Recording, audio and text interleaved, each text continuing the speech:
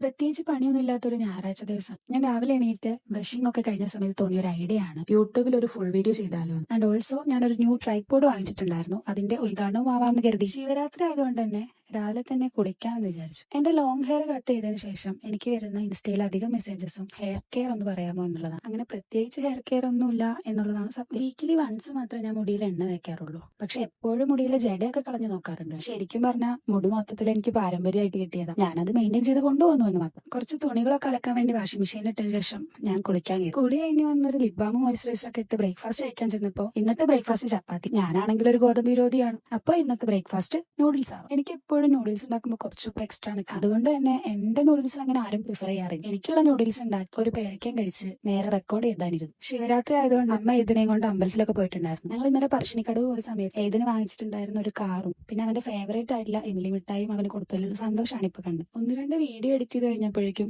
ഉച്ചയായി. ഞാനങ്ങനെ എപ്പോഴും അടുക്കള കയറാൻ പ്രിഫർ ചെയ്യുന്ന ആളൊന്നും അല്ല. പക്ഷെ ഇടയ്ക്കൊക്കെ ഇങ്ങനെ ഒന്ന് അടുക്കള കയറാറുണ്ട്. അങ്ങനെ ഇന്ന് ഉച്ചയ്ക്ക് കോവയ്ക്ക അമ്മയുടെ സോയാബീനൊക്കെ ആയിരുന്നു.